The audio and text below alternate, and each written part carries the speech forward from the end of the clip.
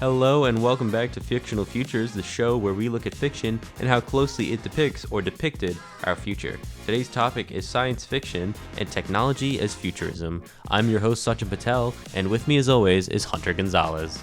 Hey, thanks for having me on the show, Sachin. Absolutely. Hunter, how exactly, I guess first we should probably talk about our audience and what technology as futurism is. Yeah, so technology as futurism is basically just looking at the different depictions of technology that we currently have, whether that be the technology that we have in our hands or, well, we're going to talk about technology within science fiction and basically seeing how technology is going to affect us into the future or how technology is going to become our future or even how depictions of technology has become what we currently are using and what they can look like, 10 years from now, 100 years from now, and how that is going to basically affect how we live in our everyday lives and the way that we interact with each other. Absolutely. There are just so many examples in science fiction and just fiction in general. I don't even know where to start, Hunter. Yeah, so I think a good place to start would be a very early example of science fiction is Metropolis, the movie. Basically, there's all different kinds of examples of modern technology that we have today that wasn't even, a thing yet when this movie was made. Something as simple as like skyscrapers in our cities or like raised highways. That wasn't even, a thing in our cities until Metropolis. And actually, like architects use that movie to create the ideas of skyscrapers in our cities like that we have currently today. But a more advanced kind of technology that Metropolis depicted was the idea of robots, like humanoid robots that were made specifically to take over our jobs and replace humans in the workforce, which we currently see that today in basically every kind of field. Mm-hmm.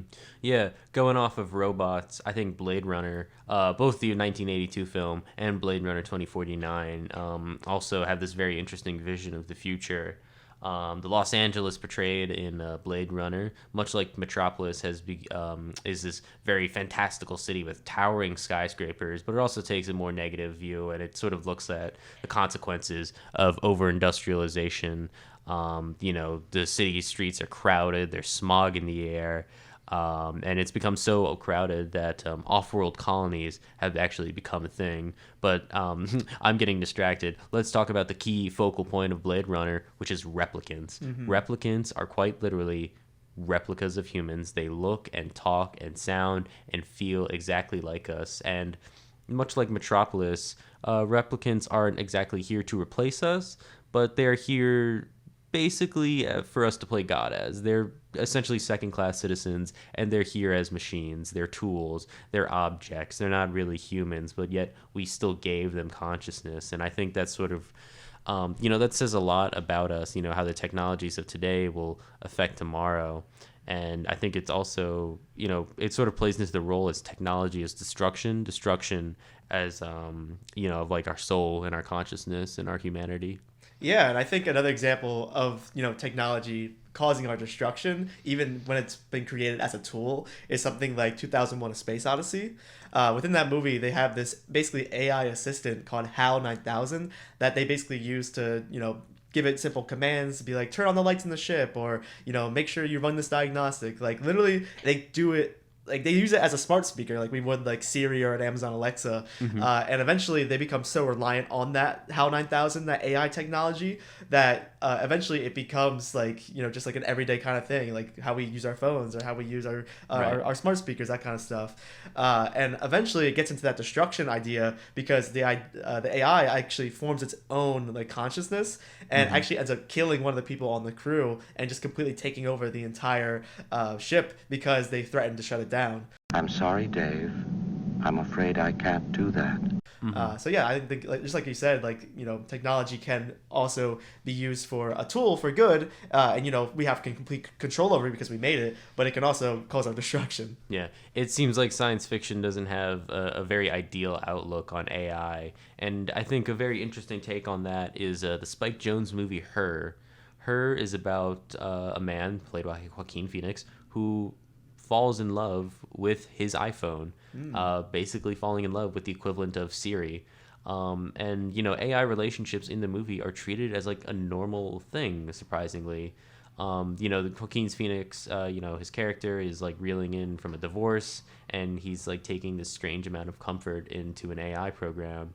and he actually has a conversation with his ex-wife, and she says this is really sad and pathetic that we weren't able to get a genuine connection, but yet you love an iPhone now more than me.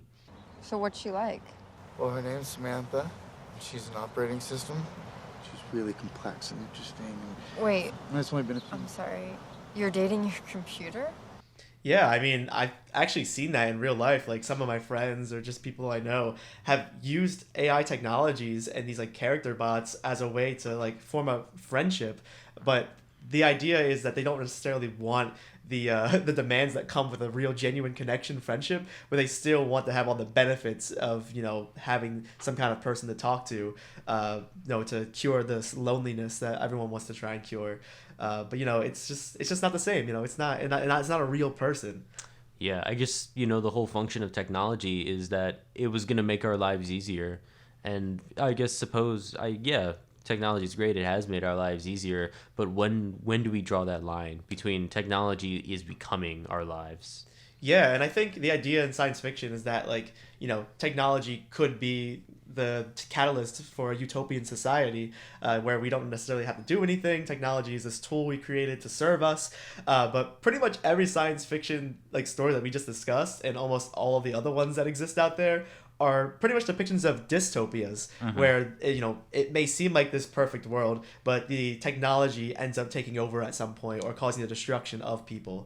And a lot of times, we as people, in the real world, we adopt a lot of those technologies, like I said with Metropolis or a lot of other ideas, but we don't necessarily heed the warnings that are given to us from these stories. Yeah, I can't really think of too many positive outlooks on AI and robots aside from Lieutenant Data in Star Trek and R2-D2 and in Star Wars. Now, don't you forget this. Why I should stick my neck out for you is quite beyond my capacity. Yeah, and I think those are actually good examples of showing how the humans still have control over those technologies. Never once does it really seem like Luke Skywalker is being controlled by R2-D2 or C-3PO. They were made as tools, whether that be as a translator or to help repair the ship. They're mostly companions that the humans have full control over. Right, yeah, they were made by them too, so it all sort of loops back around as well. Yeah, and I think just in general, what we're all talking about here is that the main idea is that we just need to be more active users of our technology rather than just passive users. If we understand the effects that it's having on us, we know the control that we have over them. I definitely think that there could be a reality where we are headed towards a more utopian direction. But when we stay in this more passive usage of technology, we're just passively letting it affect us. We're not really taking into account all the negative effects that it could have on us. Mm-hmm. I couldn't have said it better myself. Very well put.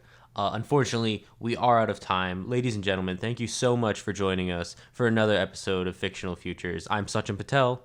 I'm Hunter Gonzales. And we're signing off. We'll see you guys next time.